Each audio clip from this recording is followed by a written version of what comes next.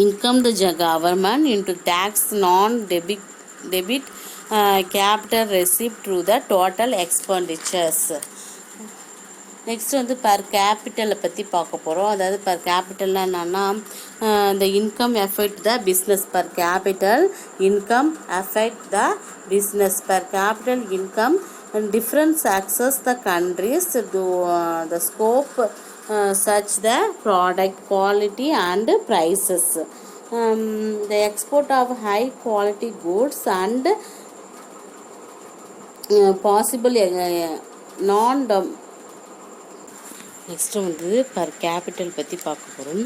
Per கேபிட்டலில் வந்து ஆரிஜினி எப்படி சொல் GDP per capital Indian rupees growth rate எப்படி இருக்குன்னா 2000 ருப்பீஸ் இந்தியனோட வேல்யூ வந்து 2000 வச்சிங்களா. அதோட கம்பேர் பண்ண போது யூகேவில் வந்து 43,000 அதோட கேபிட்டல் பர் கேபிட்டலாக இருக்குது. By using per capital as a measurement we get a more accurate the compensations to the economic output between the countries. Next நம்ம பார்க்கறது வந்து 5th யூனிட் பார்க்க போகிறோம். ஃபினான்ஷியல் என்விரான்மெண்ட்டை பற்றி பார்க்க போகிறோம். ஃபினான்ஷியல் என்விரான்மெண்ட்னா is part of the economic with the major player being the firm investors and market இதுக்கு எல்லாத்துக்கும் வந்து ஒரு ஃபினான்ஷியல் என்விரான்மெண்ட் வந்து மோஸ்ட்லி ஒரு இம்பார்ட்டண்ட்டாக இருக்குது. இந்த ஃபினான்ஷியல் என்விரான்மெண்ட்டில் அந்த economic environment of the nature and structure of the economy, the stage of the economic development, the economic resource, the level of the income, policies, distributions of the income of the etc. The organization and development of the capital market, banking system, so securities market etc. is the financial environment. Financial environment என்ன include என்ன இருக்குன்னா இப்போ ஒரு ஆர்கனைசேஷனுடைய அந்த development ஏற்கனவே சொல்லியிருக்கிற organisation development ஈக்குவலாக இருக்கிறது எக்கனாமிக்ஸுக்கு ரொம்ப முக்கியம். எக்கனாமிக் டெவலப்மெண்ட் அந்த ஆர்கனைசேஷனும் டெவலப்மெண்ட்டும் அதோட டெவலப்மெண்ட்டை வந்து capital market, banking system, securities market வந்து இந்த ஃபினான்ஷியல் என்விரான்மெண்ட்டை ஈக்குவலாக கொண்டு வருது. இந்த ஃபினான்ஷியல் சிஸ்டமில் ஃபினான்ஷியல் இன்ஸ்டியூஷன்ஸ், ஃபினான்ஷியல் மார்க்கெட்டு, அப்புறம் வந்து ஃபினான்ஷியல் செக்யூரிட்டி சர்வீசஸ் இதெல்லாம் வந்து ஃபினான்ஷியலில் இந்த transfer of the fund financial சிஸ்டமில் என்ன ஆகுதுதா இந்த ஃபண்டு வந்து ட்ரான்ஸ்ஃபர் ஆகுது. ஃபினான்ஷியல் இன்ஸ்டியூஷன், மார்க்கெட், சர்வீசஸ்ஸு இது எல்லாத்துக்கும் வந்து financial system is a system that always the exchange of fund between the financial market particulars such the lenders. Next வந்து நம்ம இதில் வந்து ஃபினான்ஷியல் என்விரான்மெண்ட்டில் வந்து இந்த கமர்ஷியல் பேங்க்கு, ஆர்பிஐ, அப்புறம் வந்து அதோடைய நான் பேங்கிங் ஃபினான்ஷியல் கம்பெனிஸ், அப்புறம் வந்து industrial development bank of India பற்றி நம்ம இந்த ஃபினான்ஷியல் என்விரான்மெண்ட்டில் பார்க்கலாம். First commercial bank. கமர்ஷியல் பேங்க்னால் என்னன்னு பார்க்கும்போது இந்த commercial bank of the financial institution that provide the deposit checking the savings account. அது வந்து account checking the account is the same of the current account. The commercial bank is a financial institutions which accept the deposit from the public and giving the loan for the purpose of the அவங்களுடைய loan public செக்டரில்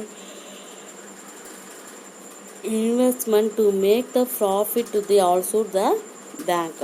இந்த commercial பேங்க்கில் அது என்ன டைப்ஸில் என்னவாக இருக்குன்னா public sectors, private sector, foreign செக்டார்ஸ்லாம் இந்த கமர்ஷியல் பேங்க்கில் டைப்ஸாக இருக்குது. இந்த கமர்ஷியல் பேங்க்ஸ்ன்னு எது எக்ஸாம்பிளாக சொல்லலாம்னு பார்த்தீங்கன்னா HDFC, ICICI bank, State Bank of இந்தியாலாம் வந்து கமர்ஷியல் பேங்க்கில் வரும். கமர்ஷியல் பேங்க்கில் வந்து public sector, public bank, private, foreign பேங்க்காக அதோடைய டைப்ஸாக இருக்குது. கமர்ஷியல் பேங்க்கில் வந்து ICIC bank, State Bank of India, HDFC bank பற்றி தான் அதோடைய எக்ஸாம்பிளாக சொல்லலாம். கமர்ஷியல் பேங்க் வந்து the financial institution that provide the deposit checking a savings account. Next வந்து the checking the account is the same of the current. Financial சிஸ்டமில் financial institutions, financial market, financial service அதோடைய அசெட்லாம் வந்து இந்த financial சிஸ்டமில் இருக்குது. Financial system is that all be the exchange of fund between the financial market, particular the land. அதோடைய service, அதோட facilities or transfer of the fund. இல்லை RBI, commercial bank எல்லாம் இருக்குது. இல்லை ஆர்பிஐனா என்னன்னு பார்க்கும்போது, RBI is the central bank of India which was எப்போ ஆரம்பித்தாங்கன்னா March 1935 under the RBI act வந்து ஆரம்பித்தாங்க. The Reserve Bank of India is use the monetary policy to credit the financial stability to the India. The changing the regulation of the country currency and create the system. இது எந்த நோக்கம் இதுக்குன்னா, ஆர்பிஐயோட நோக்கம் என்னன்னு பார்க்கும்போது, to manage the monetary and credit system of the country. அப்புறம் வந்து the internal and எக்ஸ்டர்னலோட value of the rupees of systematic the development of the bank in the country, the development of the organized money market in the country. அப்புறம் வந்து இந்த agreement, அதாவது ஃபினான்ஸோட cultures, இன்ஸ்டிடியூஷனலோட finance, இண்டஸ்ட்ரியலோட ஃபினான்ஸு, அப்புறம் public debit, இந்த centralisation of the cash reserve of the commercial bank. that is the RBI bank. அடுத்து பார்க்கறது வந்து நான் பேங்கிங் ஃபினான்ஷியல் கம்பெனி பற்றி பார்க்க போகிறோம். நான் பேங்கிங் ஃபினான்ஷியல் கம்பெனி என்னென்னா, த அசட்டோட finance company, investment company, loan company, அப்புறம் இன்ஃப்ராஸ்ட்ரக்சர் ஃபினான்ஸ் கம்பெனி, அப்புறம் மைக்ரோ ஃபினான்ஸ் கம்பெனி, அப்புறம் ஹவுசிங் ஃபினான்ஸ் கம்பெனிலாம் வந்து இந்த நான் பேங்கிங் ஃபினான்ஷியல் கம்பெனியில் வரும். இது எப்போ register under the company act 1956 இது ஆச்சு. இது அதாவது இந்த பிஸ்னஸ், அதாவது ஒரு பிஸ்னஸ்க்கு தேவையான லோனு, அட்வான்ஸு, அக்ரிஷியேஷன், share, stock, debentures issue by the government or legal authority or other marketable securities of the like nature of the அது ஹையர் பர்ச்சேஸ் அண்ட் இன்சூரன்ஸ். இதெல்லாம் வந்து நான் பேங்கிங் ஃபினான்சியல் கம்பெனியில் வரும். இந்த அசட் ஃபினான்ஸ் கம்பெனி, அப்புறம் வந்து loan company, investment company, housing finance company, micro finance கம்பெனிலாம் வந்து இந்த நான் பேங்கிங் ஃபினான்ஷியல் கம்பெனியில் இருக்குது. இந்த அடுத்தது வந்து industrial development bank of India பற்றி பார்க்க போகிறோம். IDBI bank.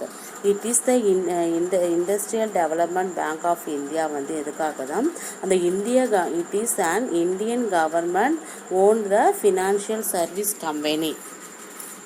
இதோட ஹெட் குவார்ட்டர்ஸ் வந்து மும்பையில் இருக்குது. இது எப்போ ஆரம்பித்தாங்கன்னா 1964 ஆரம்பித்தாங்க. இதை provide the credit and another financial facilities of the development of the இந்தியாவுடைய இண்டஸ்ட்ரி, இந்தியன் இண்டஸ்ட்ரி.